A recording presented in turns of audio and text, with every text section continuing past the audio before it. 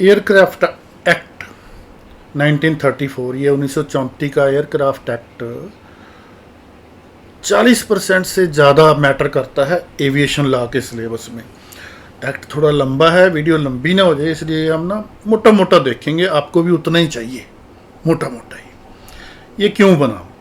Control of manufacture, जहाज बनेंगे कैसे, पोजेशन, कब्जे में कैसे कैसे रहेंगे, यूज़ कैसे होंगे, ऑपरेशन चलेंगे कैसे, सेल बिकेंगे कैसे, इंपोर्ट इंडिया में आएंगे कैसे, एक्सपोर्ट और जाएंगे कैसे। यही मतलब है ये इंपोर्ट एक्सपोर्ट का। तो आगे है जी, कहाँ ये एक्ट कहाँ कहाँ लागू होगा? इंडिया में तो लागू होना ही है, हमारा एक्ट है। सिटीजन्स इंडियंस पर भी लागू हो गई, इंडियंस कहीं भी हो ये एक्ट उन पर लागू हो गया, चाहे वो कैलाशा देश में बैठे हो जो नया बना है। एयरक्राफ्ट रजिस्टर्ड, जो जहाज इंडिया में रजिस्टर हुआ है, जैसे हम बोलते हैं ना दिल्ली नंबर गड्डी है, तो गड्डी जो इंडिया के नंबर वाली है उस पर ये लागू है।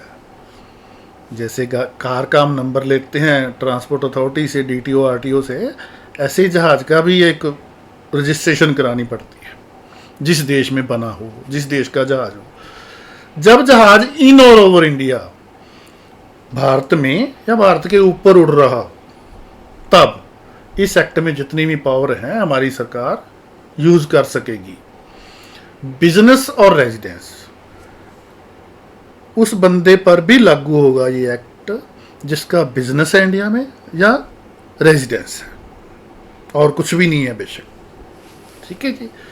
लेकिन ये शर्त है कि जहाज जो चलाव हो रहा है, ऑपरेटेड बाय, वो जहाज का ऑपरेटर है, मतलब उसके जहाज हैं, जैसे टाटा के हो गए हैं, अब इंडिगो के, मालिया के भी थे, हाँ उनके भी थे, बियर तो उसकी बढ़िया थी।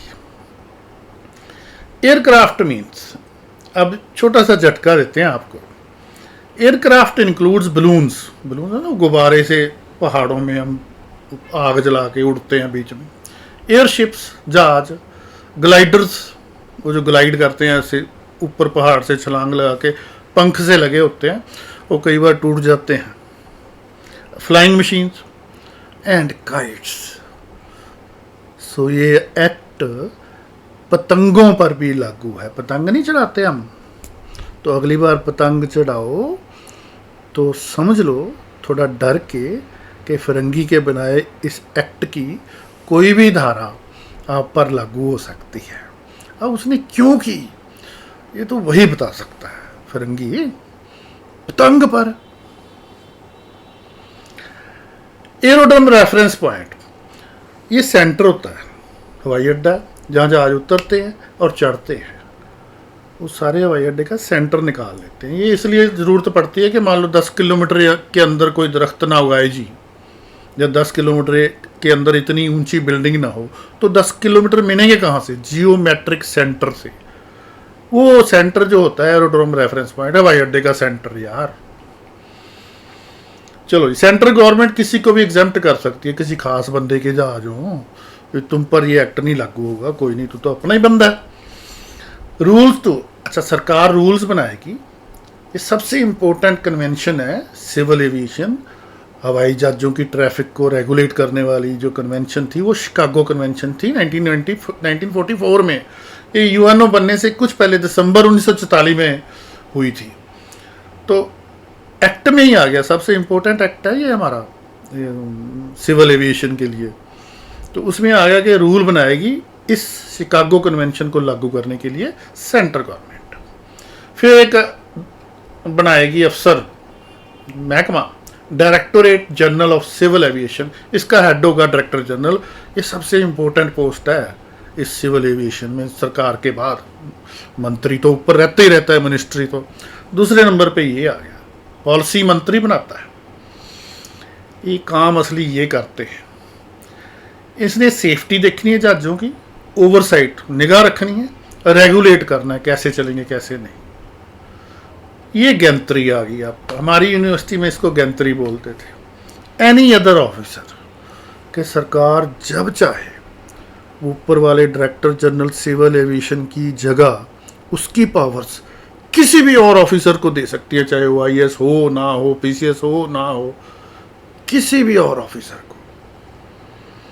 और ये अंग्रेज ही सेटल कर गए थे कि हमने करना ऐसे ही है। दूसरी बॉडी होगी जी bureau of civil aviation security. इसने सिक्योरिटी का देखना, चेकिंग नहीं होती है हवाई अड्डों पर, तीखी चीज नहीं ले जा सकते, फोर्स यहाँ डिप्यूटेड है, 3 लेयर्स है वगैरह वगैरह वगैरह। और यहाँ फिर गैंत्री है। ये जो डायरेक्टर जनरल है सिविल एविएशन सिक्योरिटी का, इसकी पावर सरकार किसी और ऑफिसर को दे सकती है, किसी भी, चाहे वो बैंक क्लर्क के एग्जाम में फेल हो गया हो। तीसरी body aircraft accidents investigation bureau. जैसे नाम से ही जाहिर है कि जब एक्सीडेंट होगा तो ये इन्वेस्टिगेशन करेंगे, जैसे पुलिस का IO करता है जुर्म होने के बाद। इसका भी एक डायरेक्टर जनरल है हेड। इसमें भी फिर गैंत्री है। गैंत्री कि किसी भी और ऑफिसर को ये वाला डायरेक्टर जनरल बना सकती है सरकार। ये बड़ा फिरंगी ने ना, पता नहीं कैसे बीज गया वो। चलो जी, सुपरिंटेंडेंस ऑफ सेंट्रल गवर्नमेंट, मतलब तीनों डायरेक्टरों पर, तीनों ऑर्गेनाइजेशनों पर, बॉडीज पर निगाह सरकार की रहेगी। मतलब डायरेक्शंस भी वैसे भी सरकार की होती है, मतलब चलती तो मंत्री की है। इस एक्ट को लागू करने के लिए मैं ये लाल सेक्शन इसलिए किए जो इम्पोर्टेंट है। सेंट्रल गवर्नमेंट रूल बनाएगी, वो बनाती होती है हर एक्ट के लिए, लेकिन यहाँ ये बात अच्छी कर दी इन्होंने। ये जो रूल बनाने होते हैं ना किसी भी एक्ट के अंतर्गत, इसको बोलते हैं डेलीगेटेड लेजिस्लेशन। क्यों? ये आमतौर पर ब्यूरोक्रेसी पर छोड़ देती है सरकार। डेलीगेटेड लेजिस्लेशन का मतलब होता है कि कानून बनाना सेंटर में मेंबर पार्लियामेंट का काम है, 500 के 542 जितने भी हैं। स्टेट में MLAs का काम है, लेकिन ऐसे रूल बनाने का काम ये अफसरों पर छोड़ देते हैं। फिर अफसर कोई मतलब तसल्ली करवाते हैं लोगों की इस डेलीगेटेड लेजिस्लेशन में। ये पूरी करप्शन और पूरे तक्के का सोर्स होते हैं ये जो रूल, जब ब्यूरोक्रेसी बनाती है। मैं एक एग्जांपल दे ही दूं, वैसे तो थोड़ा आउट ऑफ कंटेस्ट हो जाता है। FCR, financial secretary, advisers of the government, directors of the department, ये जितने रेवेन्यू वाले ऑफिसर, DC, SDM, स्टेट अफसर, जितने अफसर हैं, जितने ट्रिब्यूनल हैं, जितने ये फाइनेंस सेक्रेटरी वगैरह, ये बहुत सारे फैसले करते हैं। इनके पास सेमी जुडिशियल टाइप पावर्स होती हैं। वो फैसले करते हैं एज पर लॉ, और लॉ इनको आता नहीं होता। ये इन रूल्स की एड से जुल्म पे जुल्म ही करते हैं। क्यों? आप हलवाई को पूछोगे कि बता भाई सॉफ्टवेयर कौन सा बढ़िया है, तो बंदर के हाथ उस तरह पकड़ाने वाली बात ही होगी। जिसको लॉ ही नहीं पता वो एज पर लॉ फैसले कैसे कर सकता है।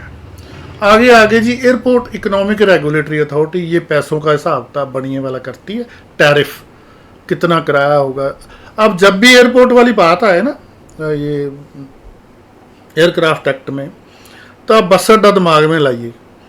वहाँ क्या होता है, बस खड़े होने के पैसे लेते हैं, जितनी दुकानें हैं उनसे ठेका लेते हैं, कि खोमचे वाला बैठा है उससे पैसे लेते हैं। मतलब कई तरह के पैसे लेने की स्कीमें होते हैं। वो सारे वो GM होता है, वो सारा रेगुलेट करता है। ऐसे पैसों वाला मसला जो एयरपोर्ट पर होगा, एयरपोर्ट इकोनॉमिक्स रेगुलेटरी अथॉरिटी ये बनाती है उन्होंने। Fares, rates, valuation charges, tariff में सब शामिल है। आगे दिखाता हूँ फिरंगी की असली चीज़ क्या क्या शामिल है उसमें। ये रेगुलेटरी अथॉरिटी क्या क्या तय करेगी। Commission payable to cargo sales agent. ये कमीशन के जहर का टीका ना जी तभी लग गया था 1934 में, और अब तक हमारी कद्दू को, हमारी सब्जियों को खराब करता आ रहा है कमीशन का टीका। चलो जी, ये जो रूल बनाएगी सरकार, ये बनाएगी लाइसेंस देने के बारे सारा कुछ। ये जो बिजनेस है ना सिविल एविएशन वाला, बस अड्डे, हवाई जहाज, सब लाइसेंसों, जिसको लाइसेंस राज भी बोलते थे। ये तो मनमोहन सिंह के आने के बाद 1990 के बाद थोड़ा सिस्टम खुला। हर चीज़ का लाइसेंस था, हर चीज़ का क्या था, वो रजिस्ट्रेशन थी। हर चीज़ की इंस्पेक्टर राज, इंस्पेक्टर पे इंस्पेक्टर चढ़ा हुआ था। हवाई अड्डे अब तक ठेके पर है। ठेकेदार दिल्ली हवाई अड्डे का इतना पावरफुल है कि मोहाली चंडीगढ़ हवाई अड्डे की तरफ वो सरकार को जो सीधी फ्लाइट्स है आने ही नहीं दे रहा, कहता मेरा धंधा बंद हो जाएगा। थोड़ा अजीब लग रहा है आपको, लेकिन सच यही है कि दूसरे एयरपोर्ट्स जो हैं उनको मतलब ज़्यादा ट्रैफिक उनकी तरफ जाने ही नहीं दिया जाता, क्योंकि ठेकेदार साहब का काम डाउन हो जाएगा। फिर दिल्ली वाले fees airport authority of India अगर नहीं लगा रही किसी एयरपोर्ट पर, अगर कोई एयरपोर्ट उस अथॉरिटी के अंडर नहीं आता, तो वो भी इस एक्ट के अंतर्गत लगेगी फिर। ठीक है जी। फिर और क्या करेंगे इस एक्ट में? Inspection and control, manufacture, repair and जहाज कैसे बनते हैं, रिपेयर होते हैं, मेंटेन होते हैं।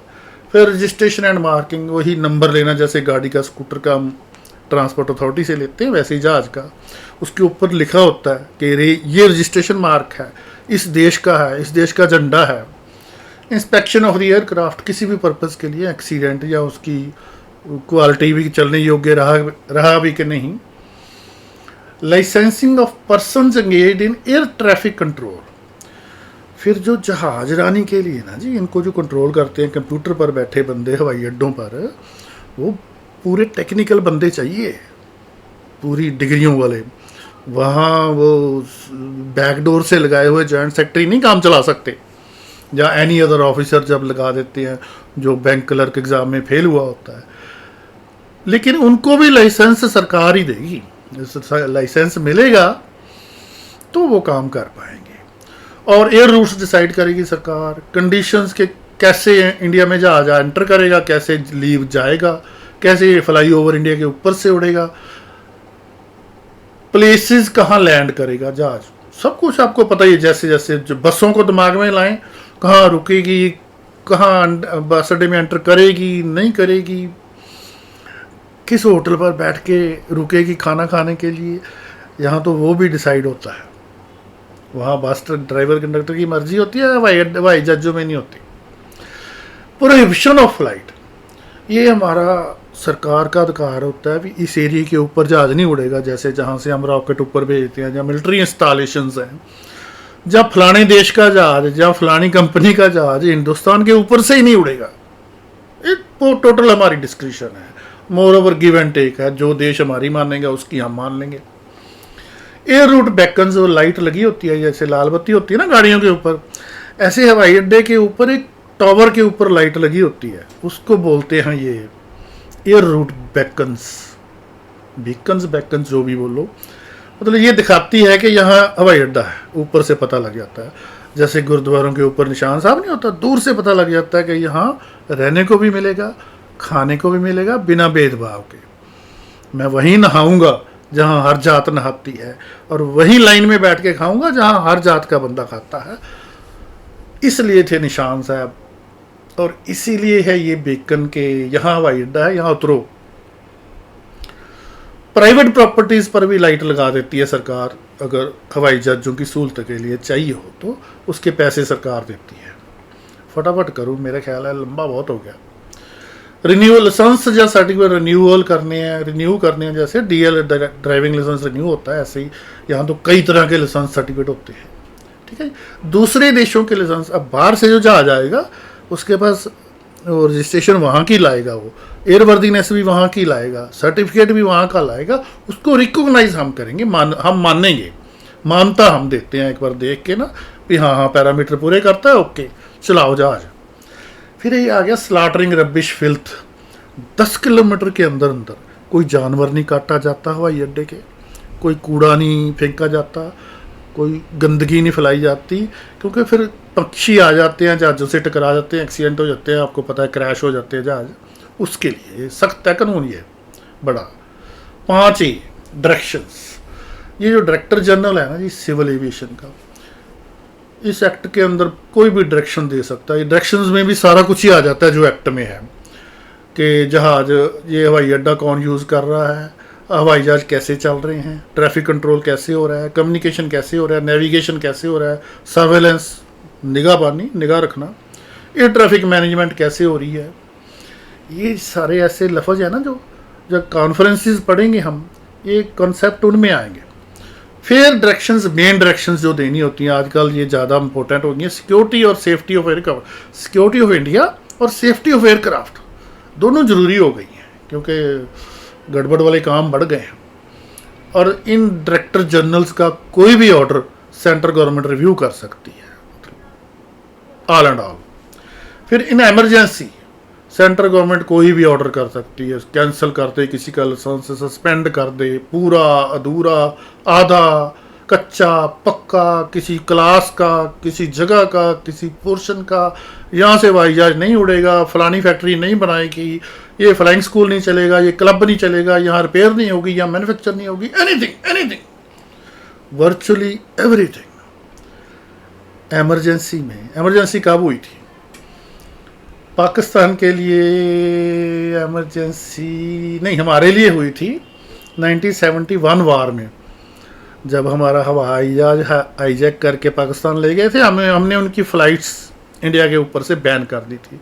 फिर सर्जिकल स्ट्राइक के टाइम एमरजेंसी हुई, दोनों देशों ने एक दूसरे के ऊपर से हवाई जहाज उड़ने बैन कर दिए थे। थोड़ी देर बाद फिर सेटल हो गया था। तो ऐसे ऑर्डर करने से, एमरजेंसी ऑर्डर जो होती है, उनसे किसी का कोई लॉस हो जाए, नुकसान हो जाए, उसका कंपनसेशन जायज़ सरकार देगी। फिर कोई इनका डायरेक्टर्स का, इन अफसरों का या सरकार का ऑर्डर ना माने, 3 साल कैद और हवाई जहाज भी उसका फॉरफिट हो सकता है, या और सामान और फाइन और बहुत ही हमेशा ही होता है। आईपीसी में भी आप देखते हैं ना, इम्प्रिजनमेंट फॉर 3 years और फाइन 10,000 और विद बोथ। ऐसा ही हर जगह ही, मतलब 99% हर जगह ऐसे ही होता है, या तो कैद या जुर्माना या दोनों, या फॉरफिक्चर भी हो जाता है जहाज का या उसके सामान का, अगर बाहरला बंदा है या कोई कंपनी है उसने गड़बड़ कर दी, इंडिगो टाइप। फिर रूल्स बना सकती है सरकार एक्सीडेंट्स की इन्वेस्टिगेशन के लिए, वो तो होता ही जैसे इन्वेस्टिगेशन करनी है। इन ओवर इंडिया जहाज चल रहा है, रजिस्टर्ड इन इंडिया है, तो एक्सीडेंट जब होगा उसका नोटिस जाएगा। पेंडिंग इन्वेस्टिगेशन जहाज को छेड़ा नहीं जाएगा। जैसे कार नहीं खड़ी होती माल मुकदमा थानों में, गाड़ी जिसका एक्सीडेंट होता है वो वैसे ही खड़ी कर देते हैं थानों में, वो अलग बात है। पहले उसका पुर्जा कोई बचता नहीं था, लेकिन उसका मतलब ये होता था कि कोर्ट में पेश होगी वो गवाही के दौरान, और कोर्ट देखेगा कि अच्छा ऐसे ऐसे एक्सीडेंट हुआ, यहाँ से टूटी है, ये हालात है। कोर्ट ने देखना होता है उसको, अब देखता है कि नहीं देखता ये आप देखिए। ऐसे ही हवाई जहाज, तो लाइसेंस या सर्टिफिकेट कोई कैंसिल करना, सस्पेंड करना है, सरेंडर कराना है एक्सीडेंट होने से, वो सरकार ने देखना है। डिटेन, जहाज ही जब्त कर लेना। डिटेन समझते हैं आप, जैसे बंदा गिरफ्तार हो जाता है, थाने बंद हो जाता है। कि अगर फ्लाइट किसी बंदे को या प्रॉपर्टी को डेंजरस हो, उसको रोक सकती है। आगे आ गया जी, जैसे इसकी उदाहरण है कोरोना। वैसे ये रूल तो पुराने हैं, सेक्शन 8A कानून पुराना है कि पब्लिक हेल्थ के लिए भी कोई बीमारी ना फैल जाए, सरकार कोई भी रूल बना सकती है कि कोई कम्युनिकेबल कॉन्टेजियस डिजीज़ है, जहाज जो आ रहा है उससे फैलेगी, या छोड़ के जाने वाला है वो फैला के जाएगा। कोरोना के वक्त आप जितनी भी आपने खबरें सुनी, वो सारी इस क्वेश्चन में अगर इससे मिलता जुलता आ जाए, कैसे कैसे एयरपोर्ट्स पर हुआ था, 15 दिन ऐसे रखते हैं, फिर टेस्ट करते हैं, ये नहीं कर सकते आप, छींक नहीं मार सकते, सारा कुछ आपने, बहुत कुछ, बहुत मटेरियल आपके दिमाग में, वो सारा आप यहाँ रिप्रोड्यूस कर सकते हैं ये 8A8B में। ठीक है जी, सच मेजर्स टू प्रिवेंट वही किए थे तब। ये रूल टेम्परेरी होंगे, आपको पता ही है। बाद में पता ही नहीं लगा भी कोरोना कहाँ गया, ये भी नहीं पता लगा भी वो था भी, तो सारे रूल वापस हो गए, सारी सख्ती ख़त्म हो गई एयरपोर्ट्स पर भी, अदरवाइज लाइफ में भी। तो ये जो रूल है, ये जो बीमारी फैलने वाला ना सीरियस मसला होता है। अदरवाइज जो रूल बनाती हैं सरकारें, उनको पहले पब्लिश करना होता है, एक सरकारी गजट होता है, समझो सरकारी किताब है रूलों की, उसमें नोटिफाई करने का मतलब उसमें छापना सरकारी प्रेस में। फिर रूल को 3 महीने तक पब्लिश करना होता है। नहीं सॉरी, रूल को लागू करने से पहले पब्लिश करना होता है, लेकिन हेल्थ वाले रूल जरूरी नहीं पब्लिश करना। दूसरी बात, ये रूल लेकिन जैसे कोरोना के टाइम 3 महीने तक ही लागू रहेंगे। तीसरी बात, सरकार स्पेशल ऑर्डर पास करके 3 महीने और बढ़ा सकती है इन रूलों को, बस 6 महीने टोटल। इसके आगे प्रोविजन नहीं है कोई, मतलब ये एयरपोर्ट पर ही लागू होगा ज़्यादातर। Custody and redelivery of unclaimed, हम बैग सामान बसों में भूल जाते हैं ना, ऐसे बस स्टैंडों में भी भूल जाते हैं लोग, नशा छोड़ के भाग जाते हैं, कोई और स्मगलिंग वाली चीज़ और छोड़ के भाग जाते हैं। तो उस प्रॉपर्टी को कैसे करना है, क्या करना है। फिर कोई जहाज खड़ा है वहाँ, उसके पैसे लेने हैं, चार्जेस। ये बड़ी फनी एग्जांपल है, वो बड़ी मशहूर है, आप इसको लंबा करके लिख सकते हैं। मशहूर भी बड़ी है कि मूछों से नहीं, दाढ़ी से मूछें बढ़ गई। रायपुर एयरपोर्ट पर, ये स्पेलिंग गलत हो गई सॉरी, रायपुर एयरपोर्ट पर एक जहाज खड़ा है, शायद बांग्लादेश का। तो क्या हुआ कि रिपोर्ट ये आई कि एक इंजन खराब हो गया, इसलिए रायपुर एयरपोर्ट पर जहाज उतार दिया, सवारियां किसी और जहाज में चली गई, अपने अपने घर पहुंच गई। फिर कुछ दिन बाद उनके इंजीनियर आए, उन्होंने चेक किया, कहते कुछ नहीं खराब, जहाज तो ठीक है। चलो जी फिर अपनी सरकार से परमिशन लेते हैं, फिर इनसे परमिशन लेते हैं, फिर ब्यूरोक्रेसी, फिर लाल फीताशाही, फिर अर्जी से इधर, फिर फाइल इधर, कितने साल ऐसे ही गुजर गए। जहाज वहीं का वही खड़ा है, बेचारा कबाड़ बन गया। और इसका किराया पड़ रहा था 320 प्रति आवर, ऐसा कुछ। 16 साल हो गए खड़े को जहाज को। 48 मिलियन का जहाज, 48 में 480 लाख, 4 करोड़ 80 लाख का जहाज है। और आप ये 320 पर आवर 16 साल ये गुणा करके देखना, उसका किराया, उसकी पार्किंग फी समझ लो, जैसे हम पार्किंग में गाड़ी खड़ी करें मार्केट में, वो पार्किंग के पैसे ज़्यादा बन गए। अब कोई क्या करे, और इसमें कसूर किसका? करप्ट ब्यूरोक्रेसी का। चलो जी, ये अगर कोई जहाज को, जैसे टाइटैनिक डूब गया था ना, तो दूसरा जहाज आके बचा के ले गया था, ऐसे कोई जहाज चीज़ को, प्रॉपर्टी को, जो बंदों को बचाता है, तो उसको जेन्युइन रिवार्ड मिलता है। उसके लिए सेक्शन 9 है। 9A में सरकार ये मना कर सकती है कि हवाई अड्डे के पास ये बिल्डिंग इतनी ऊंची नहीं बनेगी, इतना ऊंचा ट्री नहीं बनेगा, या लगेगा ही नहीं 20 किलोमीटर के एरिए तक। रेफरेंस पॉइंट में बता चुका हूँ आपको, सेंटर होता है हवाई अड्डे का। इसके आगे सजा भी है इसकी। अगर सरकार डायरेक्ट, मतलब डीजी मान लो निर्देश देता है कि भी ये ट्री काटो या बिल्डिंग छोटी करो, नहीं मानता तो अपना अफसर भेज देगी सरकार डिमोलिश करने के लिए, नोटिफाई करने के बाद, सरकारी गजट में नोटिफिकेशन करने के बाद। इसका मतलब होता है भी ऑथेंटिक ऑर्डर है, ये नहीं भी हवा में उठ के अफसर आ गए, मैं आ गया चलो जब्त, जैसे तहसीलदार नहीं चले जाते। तो ओनर को सर्व कैसे, ये जो नोटिस है, वो बिल्डिंग जो छोटी करनी है या दरख्त जिसका काटना है, उसको नोटिस दिया जाएगा डिलीवर करके, वो उसको पकड़ा के, जैसे कोर्टों में होता है, उसके 1-2 ज़्यादा है प्रोविजन, जहाँ उसके मेंबर ऑफ फैमिली को पकड़ा के, जहाँ कंपनी है उसके किसी ऑफिसर को पकड़ा के, जहाँ उसके आउटर डोर बाहरले दरवाजे पर लगा के, या कॉन्स्पिक्यूअस पार्ट पर लगा के। जैसे गांव में किसी को नोटिस देना है तो उसके जो पंचायतकार होता है उसके बाहर लगाते हैं, क्योंकि पता लग ही जाएगा सारे गांव को। ये कंस्पिक्यूअस पार्ट वो होता है जहाँ मतलब चांस हो के उसको पता लग जाएगा। या वहाँ नोटिस भेजना है जहाँ लास्ट डिसाइडेड अगर नहीं मिल रहा, या बिजनेस किया लास्ट उसने, या बाई पोस्ट भेजा जा सकता है। फिर उसका जो नुकसान होता है 9B में, उसका कंपनसेशन भी दिया जाना है।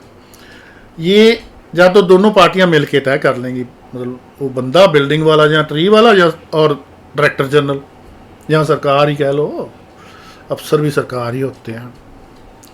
यूटीज़ में तो अफसर सरकार से बढ़कर होते हैं। सरकारों को तो फिर कोई जवाबदेही होती है, पॉलिटिशियन को पूछ लेता है ऐसा क्यों कर रहा है, ब्यूरोक्रेसी को तो कोई पूछता भी नहीं, चंडीगढ़ जैसे शहरों में। फिर नो सच एग्रीमेंट, नहीं सेटल हो सकता आपस में। फिर सरकार एक आर्बिट्रेटर होता है सालस, अपॉइंट कर देती है, अभी तू फैसला कर। जैसे हमारा झगड़ा हो गया गांव में प्रॉपर्टी का, 2 पार्टियां में, मेरा और तुम्हारा आपका, तो हम तो कहेंगे जी वो बंदा ठीक है, फलाना सरदार या फलाना सेठ जी वो बड़ा साऊ है, खानदानी आदमी है, वो जो फैसला करेगा हम दोनों को मंजूर होगा, वो होता है आर्बिट्रेटर। तो आर्बिट्रेटर वो होगा, आर्बिट्रेटर जो जज ऑफ द हाई कोर्ट की क्वालिफिकेशन रखता है, मतलब जज नहीं चाहिए।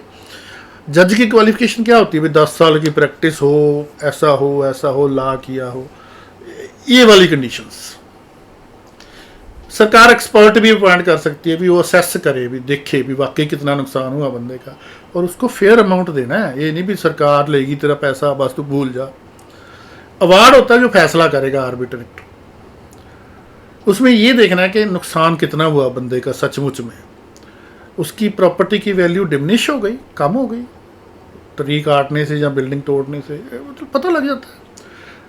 क्या वो he was compelled to change his residence, क्या उसको दुकान मकान अपना बदलना पड़ा, प्लेस ऑफ बिजनेस। अच्छा, अगर कई बंदे हैं, 3-4 मान लो पार्टनर हैं उस जगह के, तो उनमें बांटना कैसे है वो आर्बिट्रेटर देखेगा, बांट देगा पैसे भी, तेरे 30 पैसे, तेरे 20 पैसे, तेरे 50 पैसे, वो पता भी लग जाता है किसका कितना हिस्सा है। कॉस्ट, किसी का कसूर साबित होता है उस पर कॉस्ट पड़ती हैं मुकदमों के दौरान अदालतों में, तो वो भी प्रोपोर्शंस में पड़ सकती हैं। भी तेरा 30 पैसे कसूर है, तेरा 50 पैसे कसूर है, तेरा 10 पैसे कसूर है। अपील 30 दिन के अंदर अंदर हाई कोर्ट को जाएगी। आर्बिट्रेटर के पास सिविल कोर्ट वाली सारी पावर्स होती हैं, सारी नहीं, ये वाली सर्टन। वो क्या है, किसी को सम्मन करना, सम्मन मतलब आ भाई कोर्ट में आ जा, बस बुलाना, इतला होती है कि आ जा। सम्मन 2 तरह जाते हैं, एक तो जाते हैं भी ये तेरे खिलाफ मुकदमा हुआ है आके लड़, फिर गवाह को जाते हैं भी आप ही आके गवाही दे, और भी कारण हो सकते हैं। बस कोर्ट का सम्मन का मतलब होता है तलब करना। कोर्ट बुला रही है, गाड़ी बुला रही है, सीटी बजा रही है, वैसे ही कोर्ट जब बुलाती है तो उसको समनिंग कहते हैं। फिर एग्जामिनिंग हिम ऑन ओथ, मतलब ऑन ओथ जब बयान लेती है, गवाही जब देता है बंदा, ऑन ओथ देता है, उसका मतलब ये नहीं भी तू धार्मिक हो जा, उसका मतलब ये होता है कि कसम खाने के बाद अगर तुमने अदालत में झूठ बोला तो ठोक के सजा मिलेगी, 7 साल भी और 14 साल भी। फिर प्रोडक्शन ऑफ एनी डॉक्यूमेंट, कोई कागज मंगवाना है कहीं से भी, सरकारी तो आ ही सकता है। एविडेंस ऑन एफिडेविट्स, मतलब गवाहियाँ लिख सकती है एफिडेविट्स पर। पब्लिक रिकॉर्ड कहीं से भी मंगा सकती है, या किसी कोर्ट से भी, सरकारी दफ्तर से भी। वैसे तो प्राइवेट कागज मंगाने में कौन सी पाबंदी है, वो भी तो मंगा ही लेते हैं कहीं से भी हम, for the sake of justice. This is the price everybody has got to pay. Commissions आजकल होते हैं, पहले नहीं होता था ये। पहले ये था कि बंदे की टांग टूटी हुई है, कोर्ट नहीं आ सकता, या इंग्लैंड बैठा है वो तो इधर आ ही नहीं सकता, उसका बैन आना इधर, लेकिन गवाही लेनी बहुत ज़रूरी है उसकी। तो एक वकील को अपॉइंट कर देते थे कमिश्नर, कोर्ट कमिश्नर, वो इंग्लैंड जाके गवाही लिख कर आता था, फीस पूरी लेकर, या जिसकी टांग टूटी है उसके घर जाकर, दोनों वकील जाते थे ना। एक तो वकील ये कोर्ट कमिश्नर जो जज का रोल करेगा, वहाँ जाके उसके सामने गवाही लिखी जाएगी। एक फिर जिसने गवाही करानी है वो वकील जाता, फिर जिसने जिरा क्रॉस एग्जामिनेशन करना है वो वकील जाता। 2 वकील पार्टियों के, एक तीसरा ये कोर्ट का एजेंट, कोर्ट कमिश्नर होता है।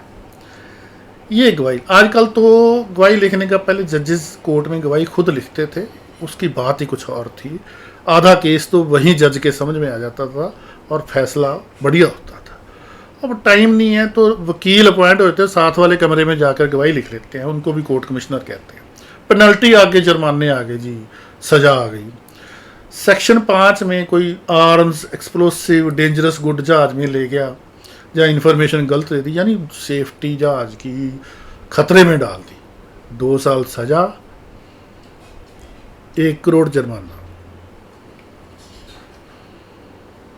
स्लाटर, आगे हवाई अड्डे के हमने देखा था ना, ऊपर इतने किलोमीटर के अंदर कोई जानवर नहीं काटोगे, कोई कूड़ा ये वो पक्षी जहाज से टकराए ना, 3 साल कैद, 1 करोड़ जुर्माना, या दोनों। ऊपर वाले में दोनों नहीं आए, चलो। और ये ऑफेंस कॉग्निजेबल होगा, मतलब अदालत के हाथ डालने योग्य होगा। पुलिस के भी हाथ डालने योग्य होगा। कॉग्निजेबल ऑफेंस वो होता है जिसमें पुलिस हाथ डाल सकती है। हाथ डालने का क्या मतलब? उसको गिरफ्तार भी कर सकती है, केस भी दर्ज कर सकती है, इन्वेस्टिगेशन भी कर सकती है, एविडेंस भी कलेक्ट कर सकती है और कोर्ट में चलान पेश कर सकती है। चलान होता है जब सारा एविडेंस इकट्ठा हो जाता है, वो फाइल, मुलजम, दोनों चीज़ें कोर्ट के सामने ले जाता है आईओ, इन्वेस्टिगेटिंग ऑफिसर। भी लो जी, ये रहे सबूत, ये रहा बंदा, मुकदमा चलाओ, गवाह हमारे आएंगे और इसको सजा दो। ये है। अब 4, 5, 7, 8 इनकी ब्रीच हो जाए इन सेक्शंस की, वही 2 साल कैद, 1 करोड़ जुर्माना या दोनों। ये ब्रीच कौन कौन सी है? 4, 5, 7, 8 सेक्शन क्या है? 4 सेक्शन है शिकागो के कन्वेंशन के, जो कानून या रूल इंडिया ने रूल बना के सरकार ने लागू कर दिए वो, या इस एक्ट के अंडर जो रूल बनाए वो, या एक्सीडेंट हुआ किसी जहाज का उसके लिए रूल बनाए इन्वेस्टिगेशन के लिए वो, या जहाज को डिटेन कर लिया, अपने कब्जे में ले लिया सरकार ने किसी कारण, यही एक्सीडेंट में या अदरवाइज, उसके लिए उसकी वायलेशन हो गई, ब्रीच हो गई। या हेल्थ के जो ऑर्डर दिए भी, जैसे कोरोना के दौरान सरकार की डायरेक्शंस आई थी बहुत तरह की हवाई अड्डों पर, तो इन सारी चीज़ों में ये 2 साल कैद और 1 करोड़ जुर्माना या दोनों। ठीक है जी। जिसमें कोई रूल, कोई ऐसा जुर्म है जिसकी पनिशमेंट नहीं बताई गई सारे एक्ट में या रूल्स में, तो उसको 1 करोड़ जुर्माना कर दो। है क्या, अमीर आदमी होते हैं जहाजों वाले, 1 करोड़ उनके लिए, वैसे ये कम है बहुत। अब ये बड़ी एयरलाइन है, 10,000 करोड़ का रगड़ा लगा गई लोगों को, तो 1 करोड़ जुर्माना क्या करेगा? ये कोर्ट्स को ना थोड़ी पावर ज़्यादा देनी चाहिए कि एज पर सर्कमस्टांसेस ये फिक्स करके ना, मतलब अमीरों को बचा लेती है ये चीज़ कई बार। तो ये पेनल्टी जो लगाएगा बंदा, वो डिप्टी सेक्रेटरी से कम नहीं होना चाहिए अफसर, और लिखेगा रीजंस कि मैं पेनल्टी क्यों लगा रहा हूँ, फिर सुनेगा बंदे को, सुन के। वैसे ये अफसर होते हैं ना, ये अफसर सुनते सुनते कोई नहीं। आपको पहले बताया कि फंडामेंटल ब्रीच हो रही लोगों के साथ, के जिसने लॉ नहीं किया वो एज पर लॉ फैसले कर रहा है, लोगों की ऐसी तैसी। अपील इसकी होगी नेक्स्ट अफसर को, मतलब डिप्टी सेक्रेटरी ने मान लो जुर्माना किया, उसके ऊपर जो अफसर है उसको अपील होगी 30 दिन के अंदर अंदर, वही सिस्टम है, उसको भी सुना जाएगा, फिर ऑर्डर पास कर दिया जाएगा। कैंसलेशन, जो कोई कंट्रावीन करे इस एक्ट की प्रोविजंस को, उसका licence, certificate approval, cancel, suspend, partially, total, कैसे भी सरकार कर सकेगी। कोई जहाज ऐसे उड़ाता है, ये लाल मैं दोबारा बता दूं, ऐसे वो सेक्शंस की हैं जो थोड़ी इंपॉर्टेंट है। जहाज उड़ता है इस तरह से कि डेंजर टू पर्सन और प्रॉपर्टी, उसको 2 साल की सजा, 1 करोड़ और बोथ। फेल्स, ये जो डायरेक्टर जनरल की डायरेक्शंस हैं, कोई ऊपर हमने सेक्शन 5A में पढ़ी थी क्या क्या डायरेक्शंस दे सकता है, वर्चुअली सब कुछ ही आ गया था उसमें। वो डायरेक्शंस कोई ना माने, 2 साल कैद, 1 करोड़ जुर्माना या दोनों। ऊपर एक सेक्शन में जहां और बोथ नहीं ना आया, मेरे ख्याल वो टाइप की मिस्टेक है, वो डायरेक्ट में होगा। दरख्त काटने को कहा, बिल्डिंग छोटी करने को कहा, नहीं काटा, 2 साल कैद, 1 करोड़ जुर्माना और बोथ। बिल्डिंग तोड़ी नहीं तो ऑफिसर भेज देगी सरकार के तोड़ के आ, जब दरख्त को कटवा के आ। इस एक्ट के अंतर्गत कोई बंदा जुर्म करता है, उसको जो उंगल लगाता है, अबेट करता है, वो भी बराबर का दोषी है, और जो अटेम्प्ट करता है, जुर्म पूरा नहीं किया, कोशिश की, उसको भी बराबर ही सजा मिलनी है। वो कंपोजिशन हो सकती है जी, कंपाउंडिंग ऑफ ऑफेंसेस। कंपाउंडिंग में होता है, समझो जैसे चोट लगी, किसी ने किसी को चोट मारी, जिसको चोट बजी कहता जी मैं समझौता कर लेता हूँ, छोड़ो, ये मुझे इतने पैसे दे दे या ना दे, जो भी टर्म्स ऑफ सेटलमेंट हो, तो उसको बरी हो जाता सरकार, कोर्ट उसको बरी कर देती है, या डिस्चार्ज कर देती है। बरी होता है एविडेंस आने के बाद, डिस्चार्ज होता है एविडेंस आने से पहले। होता वो छूट जाना ही है। तो डायरेक्टर जनरल जो है, इसको पावर है कि कंपाउंड कर ले ऑफेंस, मतलब जिसने जुर्म किया उसके साथ कोई सेटिंग करके उसको बरी करवा दे। डिस्चार्ज करवा रहे, कोई पैसे या सरकार का लॉस अंडू करके या कोई भी और कंडीशन हो जाती है। अगर कोई बंदा दूसरी बार जुर्म करे, कंपाउंड जुर्म हुआ उसका पहला, उसके 5 साल के अंदर अंदर दूसरा जुर्म फिर कर देवे, तो फिर उसका वो जुर्म दूसरे वाला कंपाउंड नहीं होगा। अगर अभी मुकदमा नहीं चला, मतलब एविडेंस नहीं आया, कंपाउंड हो गया, यानी सेटिंग हो गई डायरेक्टर जनरल और जुर्म करने वाले की, मुलजम की, तो बंदा प्रोसिक्यूट ही नहीं होगा, मतलब मुकदमा ही नहीं चलेगा, सिंपल। अगर मुकदमा चल हटा, यानी एविडेंस आ हटा, तो जब मुकदमा शुरू हो गया तो डिस्चार्ज हो जाएगा। अगर एविडेंस भी आ हटा, कंपाउंड बाद में भी हो गया, कई बार हाई कोर्ट किसी भी स्टेज पर अलाउ कर देती है, तो वो भी एक्यूटल, ये जो कंपाउंड होएगा ना, चाहे मुकदमे से पहले या मुकदमे के बाद या दौरान किसी भी स्टेज पर, it will have the effect of acquittal, भी बंदा बरी माना जाएगा।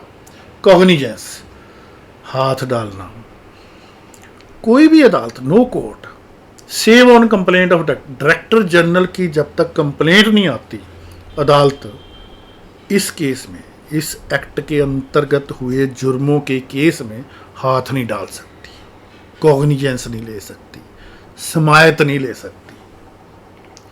और डायरेक्टर जनरल लिमिटेशन है 1 साल के अंदर अंदर कंप्लेंट करे, 1 साल गुजर गया तो बंदा बाहर। जैसे हवलदार नहीं होते, गैंग रेप हो गया, मर्डर भी हो गया लड़की का, सुप्रीम कोर्ट भी बेल नहीं करेगा। पता है आपको, एक हवलदार है, वो चालान को 90 दिन लेट कर देगा, 90 दिन चालान नहीं देगा कोर्ट में, ये जी बहाने, इधर जी उधर जी, बंदे की बेल हो जाएगी, चाहे गैंग रेप हुआ है, साथ में मर्डर हुआ है। यानी जो सुप्रीम कोर्ट नहीं करेगा वो एक हवलदार भी करवा सकता है, और होता कुछ नहीं, डिपार्टमेंटल इंक्वायरी चलती है, मैंने कभी देखा नहीं किसी का नुकसान होता।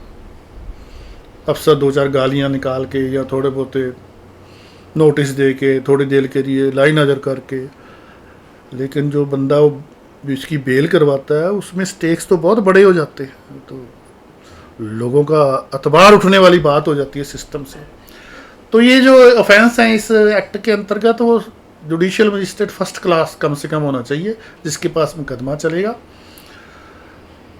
और सजा हो गई बंदे को सेक्शन 10 या 5 में, तो उसका सामान भी जब्त कर लेगी सरकार। रूल्स पहले पब्लिश होंगे फिर लागू होंगे, पहले ही जो होता उस पर ये बात रूल लागू कर दिए और पब्लिश भी कर दिए। पब्लिश करने से पहले कुछ हो गया अंडर द रूल्स, वो अंडू नहीं करना, वापस नहीं लेना, जो हो गया सो हो गया। तो ऐसा ये जस्टिस का एक पैरामीटर है। जो भी रूल बनाएंगे ये सरकार ही बनाएगी, शुक्र है इस एक्ट में सरकार रूल बनाती है, अगर ब्यूरोक्रेट बनाते तो पता नहीं क्या करते। वो पार्लियामेंट के दोनों हाउस यानी लोकसभा और राज्यसभा में 30 दिनों के तक वो रूल रखे जाएंगे, यानी कि वो पढ़ें और डिस्कस करें। वैसे करता कोई नहीं, आपको पता ही है, एग्री कर जाए तो पास हो जाएंगे, बोले ये दो प्रोविजन बदल दो तो बदल दी जाएंगी।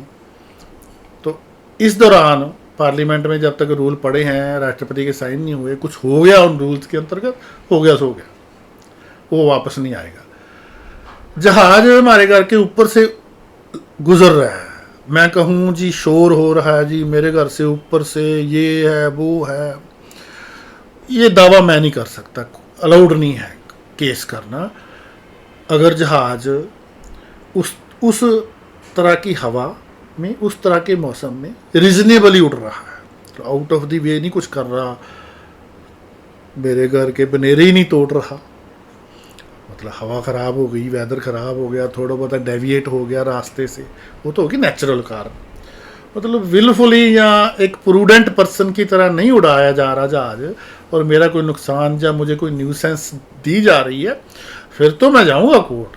नॉर्मली जहाज उड़ रहा है मेरे घर के ऊपर से नॉर्मल हालातों में, या नेचुरल कॉजेज से कुछ डेविएट हो गया, तो नहीं कर सकता। गुड फेथ में किसी अफसर ने इस एक्ट के दौरान किसी सरकारी बंदे ने कुछ कर दिया, उस पर कोई मुकदमा, कोई प्रोसिक्यूशन, सिविल या क्रिमिनल दोनों नहीं हो सकते। गुड फेथ का मतलब होता है एक तो सच्चे मन से किया, एक लोगों के सिस्टम के फ़ायदे के लिए किया, अपने फ़ायदे के लिए नहीं, या सरकार के किसी खास बंदे के फ़ायदे के लिए नहीं। ये जो सारा एक्ट है ना, आर्मी, पुलिस, कस्टम, मिलिट्री के जहाज़ों पर लागू नहीं होता, ये सिर्फ पैसे बनाने वाले जहाज़ों पर लागू है ये सारा एक्ट। जो पैसेंजर उठाते हैं, जो डाक लेके जाते हैं, या सामान लेके जाते हैं, कार्गो, जो देश सेवा में लगे हैं, फाइटर एयरक्राफ्ट, उन पर नहीं। लाइट हाउस के बारे में लाइट हाउस एक्ट लागू होता है, ये एक्ट लागू नहीं होता।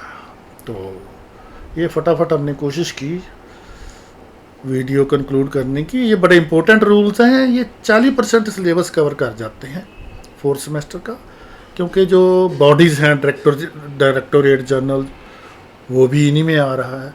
रूल्स के अंदर कितनी कितनी सज़ा है, वो ज़्यादातर तो 2 साल और 1 करोड़ और बोथ यही है। जुर्म क्या क्या है, वही स्लाटर नहीं किया, कोई डायरेक्शन नहीं मानी, ये सब आपने देख ही लिया। एक निगाह मारोगे आपके दिमाग में ये बैठ जाएगा, और 40% क्वेश्चंस अटेम्प्ट होने के काबिल हो जाएंगे आप करने के। Thank you.